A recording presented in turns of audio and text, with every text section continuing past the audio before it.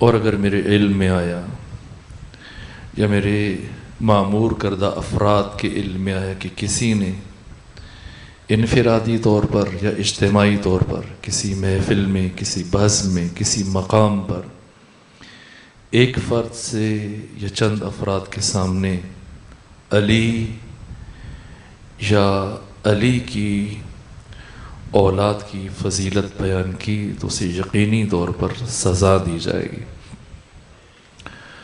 ابن عباس نے جب یہ بات سنی تو ایک برجستہ جواب دیا۔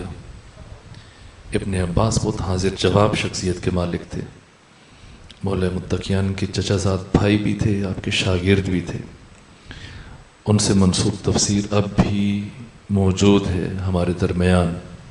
کہ ابن عباس جیسے ہی امیر شام کی بات سنی کہ اب کے بعد کوئی بھی علی اور اس کی اولاد کا ذکر نہیں کرے گا تو برجستہ جواب دیا، کہا امیر شام اس کا مطلب یہ ہے کہ اب تم قرآن کی تلاوت پر بھی پابندی لگانے لگے ہو؟ کہ کیا مطلب ہے؟ کیا مطلب ہے؟ کہا کہ جب تو علی اور علی کے اولاد کے ذکر پر پابندی لگا رہا ہے تو قرآن تو شروع سے آخر تک علی اور علی کی اولاد کا ذکر ہے۔ اس کا مطلب یہ کہ تو قرآن پر پابندی لگانا چاہ رہے ہیں کہ نہیں؟ قرآن پہ پابندی نہیں لگانا چاہ رہا، قرآن پڑھو، اس سے نہیں روکتا، لیکن اس کی تفسیر اور تعویل بیان نہ کرو۔ تو ابن عباس نے استفسار کیا، کہا امیر شام بتاؤ قرآن پڑھنے کے لیے آیا ہے یا عمل کے لیے آیا؟ کہ یقیناً عمل کے لیے آیا۔ کہ اب یہ بتاؤ کہ اگر قرآن عمل کے لیے آیا تو کیا اسے سمجھے بغیر اس پر عمل کرنا ممکن ہے کہ ناممکن نہیں ہے؟ کہ اگر اسے سمجھے بغیر عمل کرنا ممکن نہیں تو یہ بتاؤ کہ کیا تفسیر اور تعویل کے بغیر اسے سمجھنا ممکن ہے کہ ممکن نہیں ہے؟ کہ پھر کیوں روک رہے ہو کہ پڑھو لیکن تفسیر بیان نہ کرو، تعویل بیان نہ کرو؟ کہ تفسیر بیان کرو، تعویل بیان کرو، لیکن اپنی حد تک اپنے خاندان والوں کے سامنے بیان کرو، بنو ہاشم کے سامنے بیان کرو، تمہیں کوئی روک نہیں ہے، لیکن اس سے علاوہ کسی اور کے سامنے حق نہیں رکھتے۔ جس طرح سے قرآن بغیر تفسیر کے بشر کے لیے اپنی افادیت نہیں دے سکتا، کما حقہ، جزوی فوائد قرآن کے اپنی جگہ تلاوت کے، لیکن قرآن عمل کے لیے اور عمل فہم کے بغیر ممکن نہیں، اور فہم کے لیے تفسیر اور تعویل چاہیے۔ اسی طرح سے خود عاشورہ حسینی کہ جو خود اسرار کا اور انسانی اور اخلاقی قدروں کا قرآن ہے، تفسیر کے بغیر اس کی فہم ممکن نہیں۔ ہم کوشش کریں گے کہ ان چند دنوں میں آپ کے سامنے عاشورہ کے جتنے بھی ابعاد ان دنوں بیان کیے جا سکتے ہیں بیان کریں۔ اور میں نے جملہ عرض کیا تھا سال گزشتہ کہ خود عاشور اور کربلا نتیجہ ہے غدیر فراموشی کا۔ اگر غدیر کو فراموش نہ کیا جاتا تو کبھی کربلا کا معرکہ ظہور پذیر نہ ہوتا۔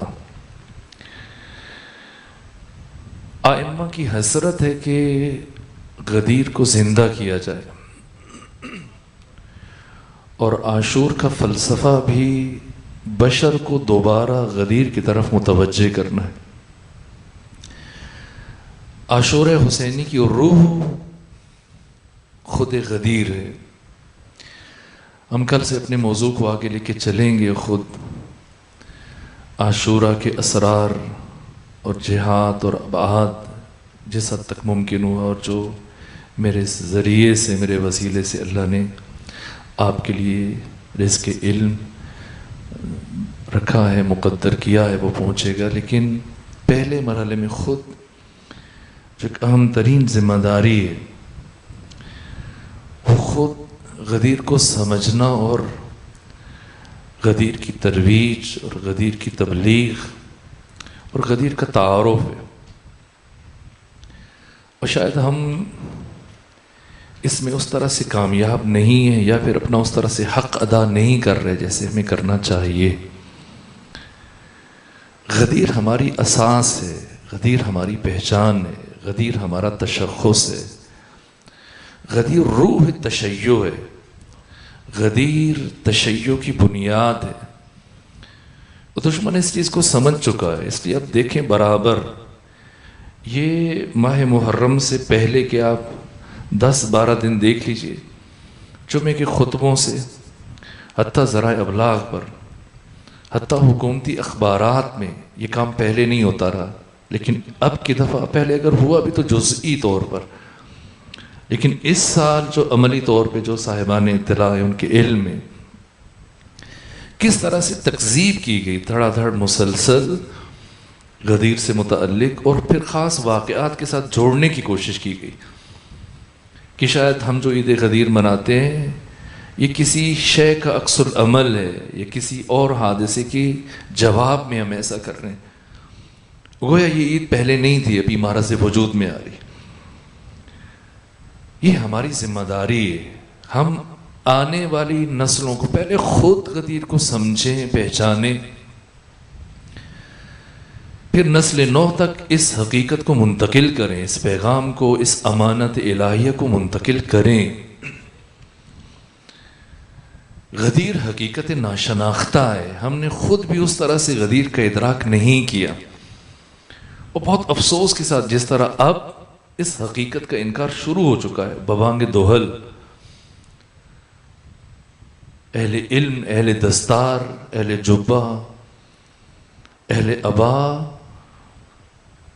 جس ترتیب سے غدیر کا انکار کر رہے ہیں، اب ہماری ذمہ داری ہے، آپ اسلام کے نمائندے ہیں، تشیع جو اسلام کا ہراول دستہ ہے، یہ غدیر ہماری میراث ہے، ہماری پہچان ہے۔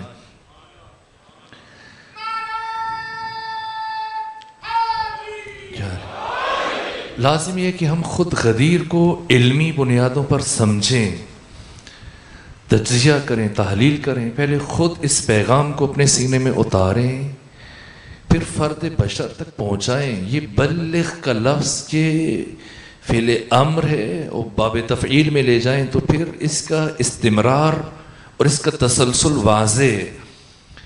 ختمی مرتبت کے لیے بھی یہ لفظ جو کہا گیا بلغ، اور بلغ کا لفظ ختمی مرتبت نے ہزارہ احکام پہنچائے، طہارت سے لے کے دیات تک 56 فقہی احکام میں بڑی بڑی کتابیں، کتاب المیراث ہے، کتاب الحج ہے، باقی بڑی بڑی کتابیں ہیں، 56 کتابوں میں ہزاروں دین کے احکام ہیں، یہ ختمی مرتبت کی زبان سے بیان ہوئے۔ کسی ایک حکم کے لیے اللہ نے ختمی مرتبت کے لیے لفظ بلغ نہیں کہا کہ تبلیغ کریں، لفظ تبلیغ صرف اور صرف علی اور علی ابن ابی طالب علیہ السلام کی اولاد کی ولایت کو بیان کرنے کے لیے اللہ نے استعمال کیا۔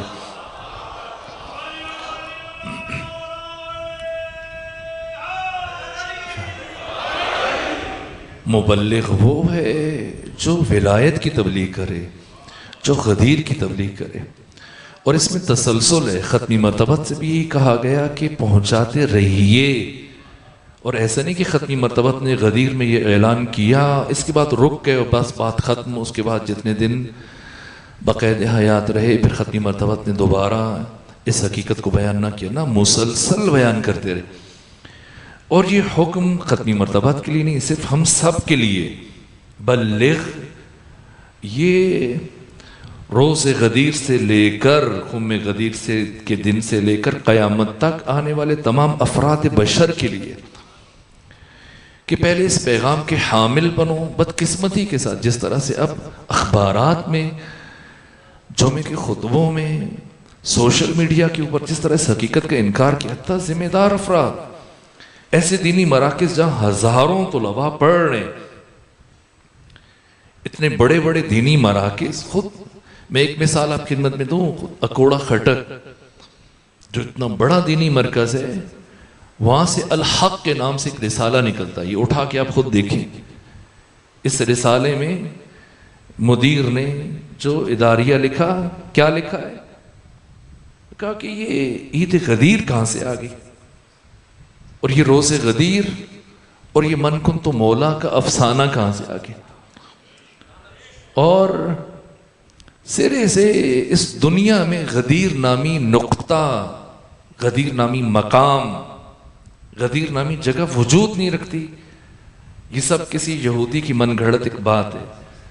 جب ایسی اس انداز سے ان حقیقتوں کی نفی کی جانے لگے تو پھر ہماری ذمہ داریاں بہت بڑھ جاتی ہیں کہ ہم اپنے بچوں کو، اپنی نسلوں کو غدیر کی حقیقت، اس کے ابعاد، اس کی تفصیلات، اس کے جہاد، جیسا میری کوشش رہتی ہے، میں تکرارن بھی ان چیزوں کو بیان کرتا رہا، لیکن اب اپنے موضوع کی طرف چونکہ بڑھنا ہے، میں نے صرف تذکر دیا۔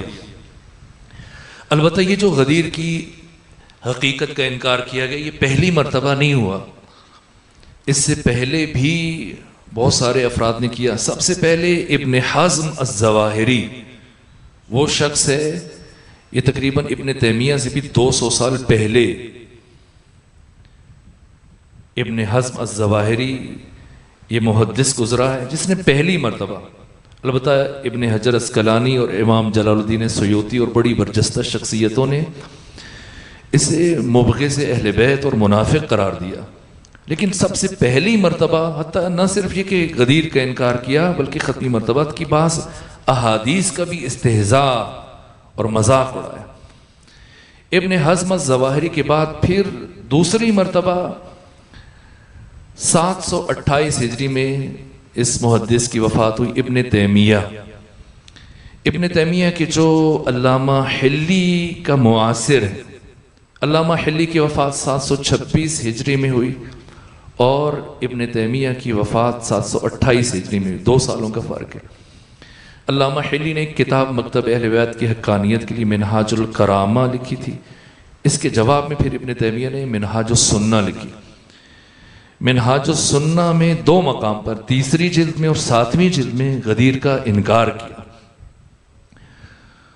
اور ابن حزم کے حوالے سے غدیر کا انکار کیا، اور وجہ یہ بیان کی کہ نہ تو امام اسماعیل بخاری نے صحیح بخاری میں واقع غدیر کو بیان کیا، نہ غدیر کے متعلق کوئی حدیث ہے، نہ امام اسماعیل بن حجاج نے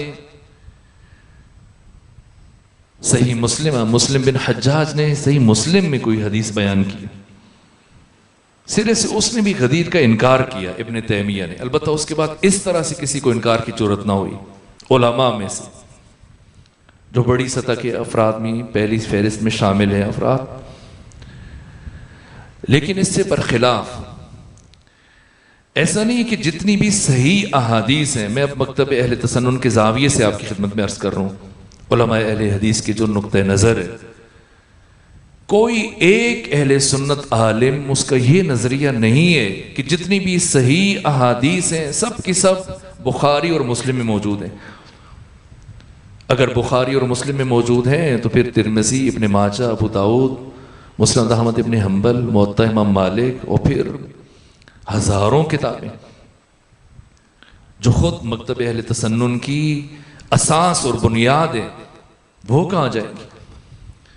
خود اپنے مقدمے میں صاحب صحیح بخاری امام اسماعیل بخاری نے لکھا ہے، کہا میں نے طوالت کے خوف سے بہت ساری صحیح احادیث کے ذخیرے کو چھوڑ دیا ہے، اور بہت کم احادیث کو، اس کی نسبت جو میرے، چونکہ 6 لاکھ احادیث میں سے یہ چند ہزار احادیث جمع کی ہیں امام اسماعیل بخاری نے، کہ اس لیے کہ زخامت زیادہ نہ بڑھ جائے، اختصار کے مد نظر میں نے یہ احادیث جمع کی ہیں۔ صحیح احادیث منحصر نہیں ہے بخاری میں یا مسلم میں، پھر یہ باقی 4 کتابیں جو سیاہ ستہ میں شمار ہوتی ہیں یہ، اور اس کے بعد پھر جو بڑی بڑی حدیث کی کتابیں جو ستون کا درجہ رکھتی ہیں جمہور کے ہاں، سواد اعظم کے، جن کی حیثیت اساسی اور بنیادی، ان دو کتابوں کے علاوہ یہ جو 4 کتابیں خود ترمذی میں، سنن ترمذی میں 2 احادیث 3721 نمبر اور 3722 نمبر حدیث. 3721 نمبر حدیث عمران بن حسین سے مروی ہے جو حدیث ولایت ہے، صحیح ترمذی میں، جس میں ختمی مرتبت نے فرمایا کہ علی ان علی منی وانا منہ وہو مؤمن وہو ولی کل مؤمن من بعدی. یہ 3721 نمبر حدیث ہے. اور اس کے بعد پھر 3722 نمبر حدیث ترمذی کی، من کنت مولا ہو فعلی مولا ہو. یہ سیاستہ میں ہے. اور 4 بڑی بڑی شخصیتوں نے، یہ عمران بن حسین ہے. اس کے بعد جو دوسری حدیث نقل کی ہے من کنت مولا، ہاذا کا لفظ نہیں ہے بیچ میں، فعلی مولا، یہ زید ابن ارقم نے نقل کی ہے. اور اس کے بعد پھر سعد بن ابی وقاص جب حج کے موقع پہ امیر شام آیا مکہ میں اور وہاں پر امیر المومنین کی شان میں گستاخی کی، طعن کی، توہین کی، لعن کی، تو سعد بن ابی وقاص نے وہیں پر روک کے کہا کیا کر رہے ہو؟ کیا تم ختمی مرتبت کا یہ فرمان بھول چکے ہو جو میدان خم غدیر میں فرمایا تھا پیغمبر نے، من کنت مولا فعلی مولا؟ جی ترمذی میں. پھر ابن ماجہ کی 121 نمبر حدیث من کنت مولا فعلی مولا. پھر ابن ماجہ کی 116 نمبر حدیث، یہ سیاہ ستہ میں سے ہیں. پھر امام نسائی نے سنن الکبریٰ کی 5ویں جلد میں، پھر امام احمد ابن حنبل نے اپنی مسند کی 5ویں جلد میں، پھر صاحب البدایہ والنہایہ ابن کثیر دمشقی نے البدایہ والنہایہ کی 7ویں جلد میں، اور پھر امام ذہبی جیسی شخصیت، یہ بھی معاصر ہے ابن تیمیہ کے، 20 سال کا فرق ہے. ابن تیمیہ کی موت 728 میں ہوئی، ان کی وفات 748 میں ہوئی. یہ دونوں استاد ہیں ابن کثیر دمشقی کے. امام ذہبی جو حدیث غدیر کے تواتر کے قائل ہیں کہ حدیث غدیر متواتر ہے.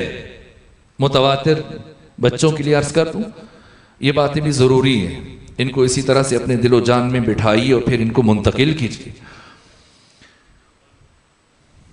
متواتر کس حدیث کو کہتے ہیں؟ ایک خبر واحد ہے، ایک خبر متواتر. امام جلال الدین سیوطی نے جو حدیث متواتر کی تعریف کی ہے کہ ہر طبقے میں کم سے کم 10 افراد موجود ہوں، یہ حدیث متواتر ہے. مثلا قاسم بھائی نے مجھ سے ایک بات کہی، وہی بات انہوں نے میسم بھائی سے کہی، وہی بات انہوں نے رضا بھائی سے کہی، وہی بات باقی 10 افراد کم سے کم 10 سے انہوں نے ایک بات کہی، اور یہ 10 افراد کہیں کہ ہم سے قاسم بھائی نے کہا ہے. یہ پہلا درجہ ہے. اور پھر اس کے بعد اگلے 10 افراد آئیں اور وہ ان 10 سے نقل کریں، ایک بھی کم نہ ہو. اور اس کے بعد پھر 10 افراد ہو کم سے کم جو ان دوسرے 10 سے نقل کریں، اور یہ سلسلہ آخر تک آئے. اسے متواتر کہتے ہیں. امام حجر اسقلانی نے بھی اس کو حدیث متواتر قرار دیا ہے. امام ذہبی نے بھی حدیث متواتر قرار دیا ہے. امام احمد ابن حنبل نے اس کو صحیح اور حسن قرار دیا ہے. اور بڑی بڑی شخصیتیں، ابن جریر طبری جن کی وفات 310 ہجری میں ہوئی، یعنی عہد امام زمانہ میں، حضرت امام علی نقی علیہ السلام کے معاصر ہیں ابن جریر طبری. انہوں نے اپنے عصر میں اپنی زندگی میں 2 جلدوں پر مشتمل ضخیم کتاب الولایہ لکھی ہے، جس سے متعلق امام ذہبی کہتے ہیں کہ اتنے کثیر طرق سے انہوں نے حدیث ولایت کو بیان کیا، حدیث غدیر کو، جس نے مجھے حیرت میں ڈال دیا کہ غدیر ناقابل تردید ہے. 75 افراد سے نقل کیا ابن جریر طبری نے، آج سے 1100 سال پہلے، آج سے 1200 سال پہلے. حدیث غدیر ہر طرح کے شک و ریب سے ماورا ہے، بالاتر ہے. پھر اس عصر میں آ جائیے، مصر کی اس وقت کی سب سے بڑی علمی شخصیت امام ناصر الدین البانی اپنی کتاب سلسلۃ احادیث صحیحہ میں 7ویں جلد میں حدیث غدیر کا تواتر بیان کیا ہے۔ پھر پاک و ہند میں وہ شخصیت کے جنہوں نے آ کر مکتب اہل سنت کا تعارف پیش کیا ہے بر صغیر میں، شاہ ولی اللہ دہلوی، ازالۃ الخفا کی 2 جلد میں انہوں نے حدیث غدیر کا تواتر بیان کیا۔ انہی کے شاگرد جنہوں نے شورا آفاق تفسیر قرآن کے لکھی ہے، تفسیر مظہری، قاضی ثناء اللہ پانی پتی، انہوں نے حدیث غدیر کا تواتر بیان کیا ہے۔ یہ محققین خود علامہ جلال الدین سیوطی جن کی وفات 911 ہجری میں ہوئی، یہ حدیث غدیر کے تواتر کے قائل ہیں۔ حدیث غدیر اور اعلان غدیر ہر طرح کے شک و ریب اور شک و شبہ سے بالاتر ہے، ناقابل تردید حقیقت ہے۔ یہ جو کبھی اٹھتا ہے نام نہاد محقق یا نام نہاد دانشور اور خالف طورف کی پالیسی کے تحت اپنی پہچان کے لیے نصف النہار پر چمکتے ہوئے سورج کا انکار کرتا ہے، اس کی وجہ یہ نہیں ہے کہ حدیث غدیر کوئی اس میں شک و شبہ کی گنجائش ہے، اس کی وجہ کچھ اور ہے۔ امیر المومن کی امتیازات، امام علی علیہ السلام کی امتیازات اور خصوصیات جو تاریخ عالم میں دنیا کی بڑی بڑی شخصیتیں، ان شخصیتوں کے ساتھ جب نسبت سنجی کرتا ہے انسان امیر المومنین علی ابن ابی طالب علیہ السلام کی، تو جو آپ کی خصوصیات ہیں جو دوسرے افراد میں یا تو موجود نہیں ہے یا بہت کم سطح میں، ان میں سے ایک برجستہ ترین خصوصیت، ہم موضوع کی طرف بڑھیں گے لیکن میں ابتدائی چند جملے عرض کروں تاکہ اتمام حجت ہو جائے، بات تمام ہو جائے۔ ایک برجستہ ترین خصوصیت جو صرف امیر المومنین علیہ السلام کو حاصل ہے اور کسی کو حاصل نہیں، نہ صرف تاریخ اسلامی میں بلکہ تاریخ انسانی میں کوئی بھی انسان اس روئے زمین پر ابھی تک ایسا نہیں گزرا جس کے علی جیسے دوست ہوں اور علی جیسے دشمن ہوں۔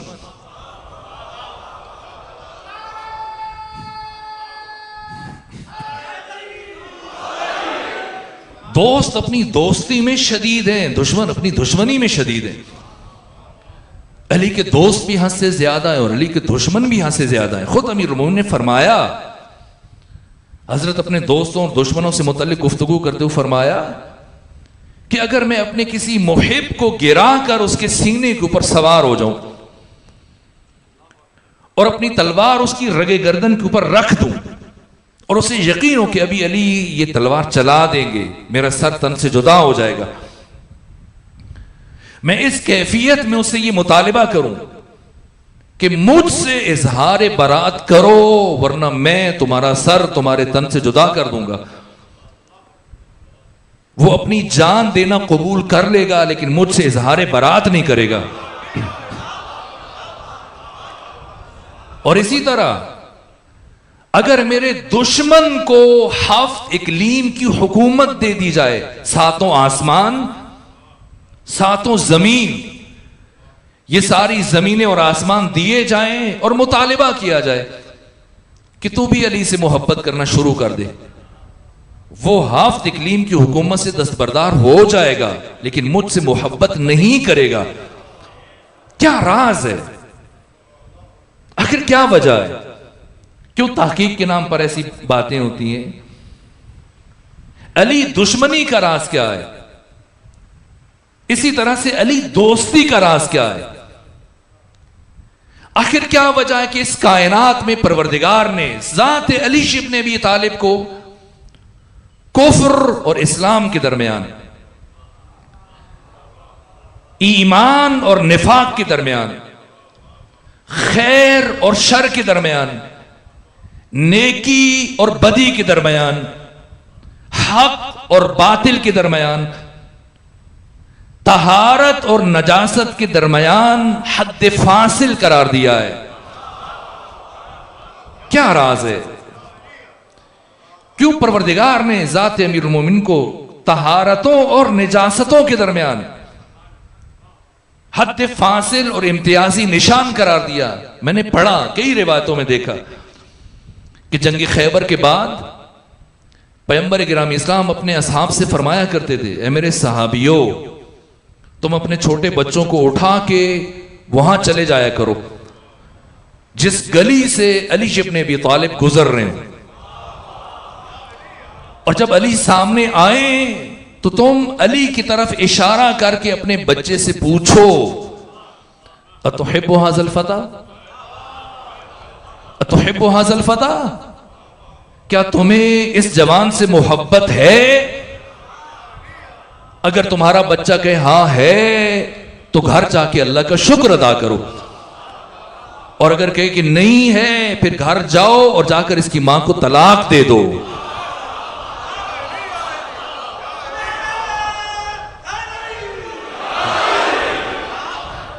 اس دوستی کا راز کیا ہے؟ اس دشمنی کا راز کیا ہے؟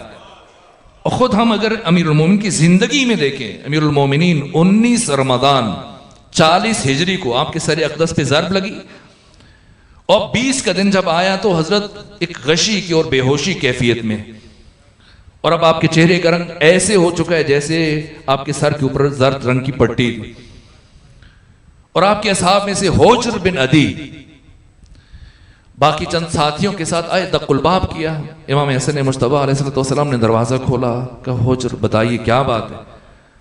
کہ میں آقا امیر المومنین کی زیارت کرنا چاہتا ہوں۔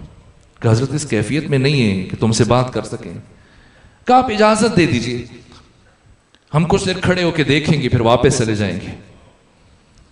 ان کی خواہش کے احترام میں حضرت نے دروازہ کھولا، اس حجرے میں لے آئے جہاں امیر المومنین بستر شہادت پر دراز تھے۔ جناب حجر اور ان کے چند قبیلے کے افراد کچھ بیٹھ کے کچھ کھڑے ہیں، جناب حجر کھڑے اور زار زار آنسو گر رہے ہیں، اور نگاہیں جمی علی ابن ابی طالب علیہ السلام کے چہرے پر، اور اسی کیفیت میں فی البدی اشعار پڑھنا شروع کر دی۔ کہا کہ مجھے لگ رہا ہے کہ اب یتیموں کا باپ دنیا سے جانے والا ہے، اور مجھے لگ رہا ہے کہ اب میدان کا سب سے بڑا مرد شجاع، اب میدان دوبارہ اس مرد شجاع کو نہیں دیکھ پائیں گے، اور میں دیکھ رہا ہوں کہ انسانی اور اخلاقی قدروں کا بادشاہ اب انسانوں سے محروم ہونے والے، اور وہ ذات کی جو تقوی محض الہی ہے اب شاید ہم زیادہ دیر نہ دیکھ سکیں۔ یہ اشعار زمزمہ کر رہے ہیں، اور مولا متقیان کے کانوں میں جناب حجر کی آواز پہنچی، امام حسن مجتبیٰ کو بلایا، کہا بیٹا حسن یہ کون کلام پڑھ رہا ہے، یہ اشعار کون پڑھ رہا ہے؟ کہا آپ کا عزیز صحابی حجر بن عدی۔ کہا حجر کو میرے قریب بلاؤ۔ امیر المومنین نے قریب بلایا، جناب حجر قریب آئے، آواز بہت نحیف تھی حضرت کی۔ کہا حجر ایک سوال کا جواب دو، اگر میرے دنیا سے چلے جانے کے کچھ سال کے بعد تم سے یہ مطالبہ کیا جائے کہ اے حجر علی کی محبت سے دستبردار ہو جاؤ، علی سے اظہار برات کرو ورنہ ہم تمہیں قتل کر دیں گے، تو بتاؤ تمہارا کیا جواب ہوگا؟ حجر کے وہم و گمان میں بھی نہیں تھا، ایسا کبھی سوچا بھی نہیں، لیکن جیسی حضرت نے پوچھا، کہا حضرت یہ کیا سوال ہے؟ کہا حجر جواب دو، میں سننا چاہتا ہوں۔ حجر نے کہا حضرت لو قتلت اربا اربا، اگر مجھے اس طرح سے قتل کیا جائے کہ میرے جسم کے ٹکڑے ٹکڑے ہو جائیں، میں تب بھی آپ کی محبت سے دستبردار نہیں ہوں گا، اور اگر مجھے زندہ زندہ آگ میں پھینک دیا جائے اور میں جلتا رہوں تڑپتا رہوں تب بھی آپ کی محبت سے دستبردار نہیں ہوں گا، اور اگر مجھے زندہ قبر کے اندر اتار دیا جائے مٹی ڈال دی جائے اے علی میں تب بھی آپ کی محبت سے دستبردار نہیں ہوں گا۔ جیسے امیر المومنین نے یہ سنا آنکھوں سے اشک جاری ہوئے، پھر تبسم فرمایا کہ حجر مجھے معلوم تھا لیکن میں تمہاری زبان سے سننا چاہ رہا تھا۔ یہ 40 ہجری ہے، امیر المومنین کی شہادت ہوئی، اور آپ کی شہادت کے 12 سے 13 سال گزرنے کے بعد مقام عذرا میں جو شام کا سرحدی جہاں سے شام شروع ہوتا ہے، آپ کو آپ کے بیٹے اور آپ کے باقی ساتھیوں کے ساتھ اسیر کر کے لے کے جایا گیا، اور صرف ایک مطالبہ کیا گیا، 7 قبریں سامنے کھودی گئیں اور مطالبہ کیا گیا اے حجر اور آپ کے ساتھی آپ سب علی ابن ابی طالب سے اظہار برات کرو اور علی کو غلط کہو، اور اگر ایسا نہیں کرو گے تو انہیں قبروں میں تمہیں قتل کر کے یہیں دفن کیا جائے گا۔ جناب حجر نے کیا جواب دیا دشمن علی کو کہ پروردگار نے حجر کو وہ زبان ہی نہیں دی جو علی سے اظہار برات کر سکے، کہ پھر مرنے کے لیے تیار ہو جائیے۔ کہ حجر پھر مرنے کے لیے تیار ہو جائیے۔ کہ میں تیار ہوں، لیکن میری 2 سے 3 خواہشیں۔ کہ کیا خواہشیں؟ کہ میری پہلی خواہش ہے کہ مجھے 2 رکعت نماز پڑھنے دو۔ میری دوسری خواہش یہ ہے کہ میرے اس جوان بیٹے کو پہلے قتل کرو، ہمیں بعد میں مارنا۔ اور میری تیسری خواہش یہ ہے کہ یہ جو تم نے مجھے توق پہنایا ہے، پاؤں میں بیڑیاں ہیں اور جو زنجیروں میں جکڑا ہوا ہے، جب تم مجھے قتل کر دے اور میرے چہرے کے اوپر خون، میرا چہرہ خون آلود ہو جائے، تو میرے چہرے کے خون کو نہ دھونا اور مجھے انہی زنجیر اور بیڑیوں اور توق کے ساتھ قبر میں دفن کر دینا۔ کہ یہ کیا عجیب خواہش ہے؟ کہ اس لیے کہ میں قیامت کے دن اسی حال میں اٹھ کر اپنے مولا و آقا علی ابن ابی طالب کے سامنے جانا چاہتا ہوں اور ان کو بتانا چاہتا ہوں کہ آپ کے ساتھ جو وعدہ کیا تھا آپ کے غلام نے وہ سچ کر دکھایا۔ آپ حجر نماز پڑھنے لگے اور نماز پڑھی، 2 رکعت ادا کی اور پھر دعا کے لیے ہاتھ اٹھائے۔ جب ہاتھ اٹھائے تو کہا کہ پروردگار تو جانتا ہے تیرے حجر نے آج تک کبھی تیری نماز اتنی جلدی نہیں پڑھی جتنا جلدی آج پڑھ رہا ہوں، اور آج جلدی صرف اس لیے کر رہا ہوں کہ کہیں علی کا دشمن یہ نہ سمجھے کہ علی کا شیعہ موت سے ڈر گیا ہے اور بہانے بنا کر نماز کو طول دے رہا ہے تاکہ موت سے بچ سکے۔ جب نماز پڑھی تو دشمن حیرت میں ڈوبا ہوا ہے۔ ایک مرتبہ سوال کیا کہ حجر یہ نماز کی مہلتیں مانگنا تو علی کے شیعوں کی پرانی عادت ہے، میں یہ سوچ رہا ہوں کہ یہ کوئی باپ یہ برداشت نہیں کر سکتا کہ اس کے جوان سال بیٹے کو اس کے سامنے قتل کیا جائے، تو یہ عجیب خواہش کیوں کی؟ کہ اس لیے کہ میں اس سے انتہائی محبت کرتا ہوں اور اس کی محبت نے مجھے مجبور کیا کہ میں یہ قربانی دوں اور اپنی نگاہوں کے سامنے اسے قتل ہوتے ہوئے دیکھوں۔ کہیں کیسی محبت ہے کہ میں ڈرتا ہوں مبادا یہ مجھے اور میرے ساتھیوں کو قتل ہوتے ہوئے دیکھے اور موت کے خوف سے علی ابن ابی طالب سے اظہار برات کر لے اور ہمیشہ کے لیے جہنم میں چلا جائے۔ میں اس اطمینان کے ساتھ دنیا سے جانا چاہتا ہوں، مجھے یقین ہو جائے کہ میرے بیٹے کی آخرت سنور گئی ہے، جنتی بنا کے مرنا چاہتا ہوں۔ عشق علی ہے یہ دونوں زاویے، میں چاہوں گا کہ اس کا راز اور فلسفہ بیان کر سکوں۔ البتہ یہ حضرت کی شہادت کے 13 سال کے بعد اور حضرت کی شہادت کے ٹھیک 20 سال کے بعد آپ کے ایک اور عاشق زار جس کا نام میثم تمار ہے، جنہیں سولی پہ لٹکایا گیا، اور کتنا وقت لگا آپ کو شہید ہوتے ہوئے؟ اگر تلوار کی وار ہو جائے، گردن کٹ جائے تو انسان چند لمحوں مر جاتا ہے، اسی طرح سے باقی کسی بھی ذریعے سے مارا جائے۔ جناب میثم کو پورا دن لگ گیا، آپ کے دونوں ہاتھ بھی قطع کر دیے گئے، دونوں پاؤں بھی قطع کر دیے گئے، خون مسلسل رس رہا ہے بدن سے۔ اس کیفیت میں علی ابن ابی طالب علیہ السلام کی فضیلتیں بیان کر رہے ہیں ممبر سے۔ یہ چلتے ہوئے پنکھوں کے نیچے آرام دہ ممبر کے اوپر بیٹھ کر علی کے فضائل بیان کرنا اور ہے، لیکن اس کیفیت میں یہ جناب میثم تمار ہیں اور مولا متقیان کے دوسرے صحابی، وہ جلیل القدر شخصیت ہیں، صاحب اسرار رشید حجری، جناب رشید، ان کے بھی ہاتھ کاٹے گئے اور پاؤں کاٹے گئے، اور جب ان کے ہاتھ پاؤں کٹے ان کے دوست، رشتہ دار، گھر والے، ہمسایہ سب جمع ہوئے، رونا پیٹنا شروع ہوئے۔ یہ علی ہے، یہ علی ابن ابی طالب کی محبت ہے۔ جیسی سب جمع ہو کے رونا شروع ہوئے، پیٹنا شروع ہوئے، جناب حجر چلائے جناب رشید کہ رونا پیٹنا چھوڑو، کچھ لکھنے کا سامان لے آؤ تاکہ جو فضائل علی کے میرے ذہن میں بیان کر سکو تم لکھ سکو۔ یہ کون سی چیز ہے؟ اور اس طرح سے امیر المومنین کی شہادت کے 200 سال گزرنے کے بعد، متوکل کے زمانے میں ایسا دشمن جس طرح سے بنو امیہ میں سے کثیف ترین کردار یزید کا، اسی طرح سے بنو عباس میں سے پلید ترین کردار متوکل کا ہے. ایسی کیفیت نہ تھی کہ میں آج کچھ بیان کر سکوں، مسلسل سفر کے بعد پھر حاضر ہوا، لیکن آپ کی محبت نے مجھے ہمت دی اور میں کچھ نہ کچھ آج کلمات عرض کر پایا، اور انشاءاللہ یہاں سے بات چھوڑیں گے، کل یہیں سے آگے بڑھیں گے. سمیٹنا چاہ رہا ہوں، یہ ابن سکیت یہ متوکل کے 2 بچوں کا معلم اور استاد تھا، اور 1-2 سال جب پڑھایا اور پڑھانے کے بعد بتایا کہ اب دیکھ لو تمہارے بچوں کا امتحان لیا، دونوں بہت لائق ہیں. جوش میں آیا اور اسے کچھ اندازہ بھی تھا ابن سکیت سے متعلق. ابن سکیت آج بھی ان کی کتابیں موجود ہیں جو علم صرف، علم نحو، لغت اور ادبیات میں اور بلاغت میں لکھی انہوں نے.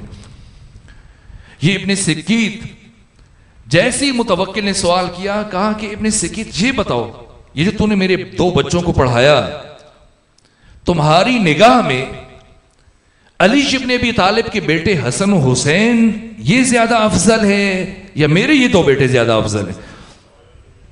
متوکل کا مزاج آپ جانتے ہیں، بدترین کردار، جو جناب سیدہ کی شان میں گستاخی کرتا تھا. عباسی خلیفہ تھا، اس کے باوجود مولا متقیان کی نقلیں اتارتا تھا، آپ کو سر عام گالیاں دیتا تھا دربار میں. اس کے بیٹے نے خود اسی وجہ سے اس کو قتل کیا امام سے اجازت لے کر، اگرچہ امام نے اسے روکا تھا. یہ وہ شخص جس نے سید الشہداء کی قبر مبارک کے اوپر ہل چلائے، پانی بہایا. یہ کینہ توس دشمن متوکل، اسے کچھ اندازہ تھا ابن سکیت سے متعلق، اور ابن سکیت بھی متوکل کے مزاج کو جانتا تھا کہ کیا کر سکتا ہے. لیکن یہ محبت ہے علی ابن ابی طالب علیہ السلام کے ساتھ. جیسی متوکل نے یہ بات کہی، ایک مرتبہ غصے سے چہرہ سرخ ہو گیا ابن سکیت کا، کہ متوکل تو نے کیا عجیب بات کی، اور مجھ سے یہ سوال کر رہا ہے کہ میری نگاہ میں علی کے بیٹے افضل ہیں یا تمہارے بیٹے؟ علی اور علی کے بیٹے تو بجائے خود، میری نگاہ میں علی ابن ابی طالب کا ادنا غلام کمبر تجھ سے اور تمہارے بیٹوں سے 1000 گنا افضل و بہتر ہے. یہ کون سی چیز ہے؟ یہ ابن سکیت، اور خود ہارون اور رشید کا بیٹا. ہارون اور رشید جس نے 21 سال کی عمر میں حکومت شروع کی، 44 سال 3 مہینے کل زندگی ہے، اور اس نے 23 سال حکومت کی ہے. 21 سال میں اس کی حکومت کا آغاز ہوا. ایک بہت ذہین زیرک فرد، پوری یعنی وسیع ترین حکومت بنو عباس اور بنو امیہ میں سے کسی حکمران کو نہیں ملی جو ہارون کے پاس ہے.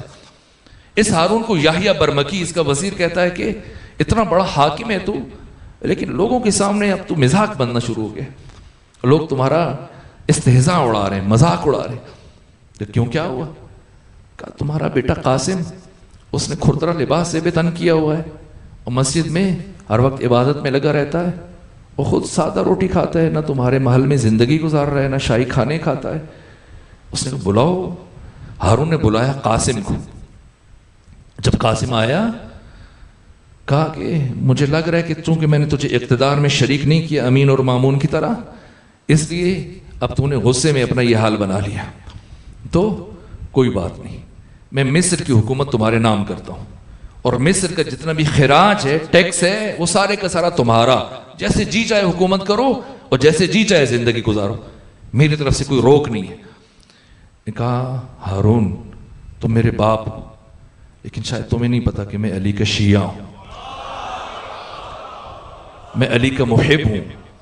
وہ تحریر کہ جو خود ہارون نے اپنے ہاتھ سے لکھی تھی، بیٹے نے بیٹے کے ہاتھ میں دی، اس نے زمین پر رکھ دی. کہ تو جانتا ہے کہ میں نے زندگی میں جب سے ہوش سنبھالا ہے میں نے لقمہ حرام نہیں کھایا، اور تو سمجھتا ہے کہ میں اس حکومت کے لالچ کی وجہ سے یہ کیفیت بنا لی. باپ نے کہا تجھے حکومت قبول کرنا پڑے گی.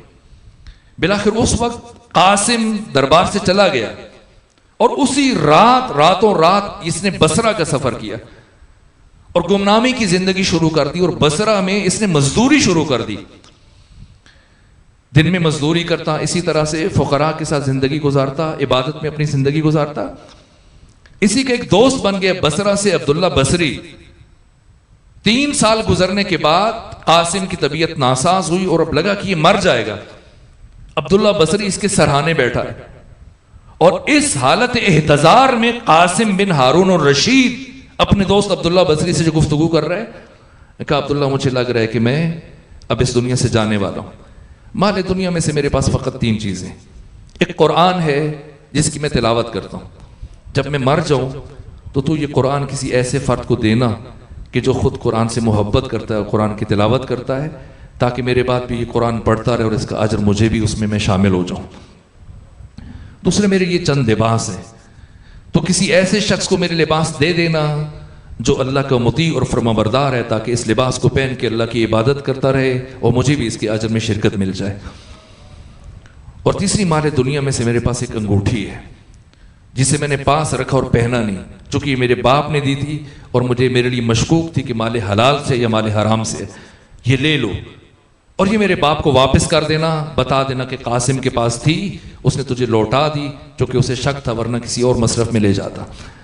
یہ گفتگو کر رہا ہے، یہ شہید مطہری نے یہ بات لکھی، ہارون رشید کا بیٹا قاسم، اور یہ باتیں کرتے کرتے وصیتیں کرتے کرتے ایک مرتبہ ایسی کیفیت آئی، ایک کہا کہ اے عبداللہ اب تم یہاں سے اٹھو، مجھے جس ہستی کا انتظار تھا وہ آ گئی، میرے مولا و آقا علی بن ابی طالب علیہ السلام تشریف لائے۔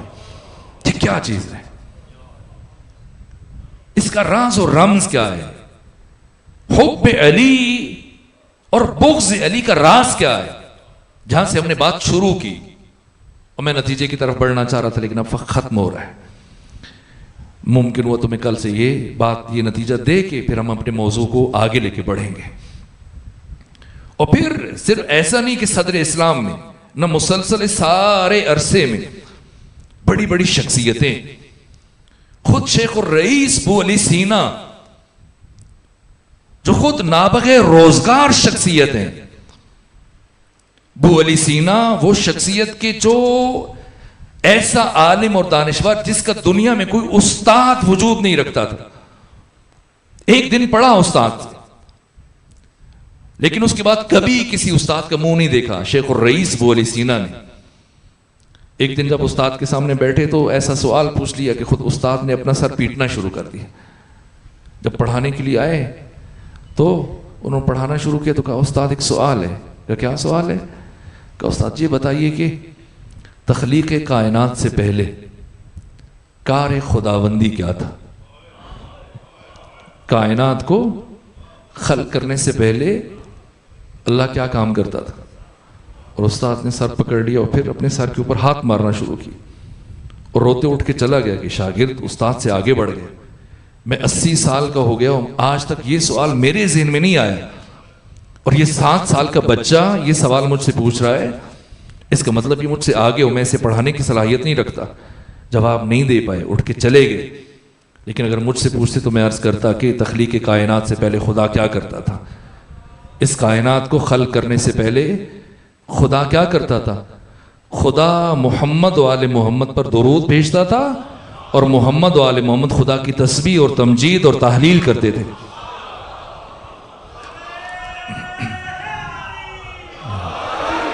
یہ بو علی سینا، بس مجھے افسوس ہے کہ میری باتیں ناتمام رہ گئی اور نتیجہ نہیں دے سکا، لیکن اس ایک بات پہ رک رہا ہوں۔ یہ بو علی سینا جس سے متعلق خمینی بت شکن نے کہا کہ لم یکن لہ کفوا احد، پورے انسانوں میں بعد از انبیاء اور بعد از ائمہ کوئی بھی دانشور اور کوئی بھی انسان بو علی سینا کے ہم پلہ نہیں ہے۔ یہ بو علی سینا جن کی لکھی ہوئی کتابیں ایشیا میں اب بھی پڑھائی جا رہی ہیں، 1000 سال پہلے ان کی وفات ہوئی ہے۔ یہ سید رضی جنہوں نے نہج البلاغہ جمع کی، ان کے معاصر ہیں۔ طب میں، فلسفے میں، منطق میں، دیگر علوم میں ان کی لکھی ہوئی کتابیں ابھی یورپ میں بھی پڑھی اور پڑھائی جاتی ہیں، ایشیا میں بھی، باقی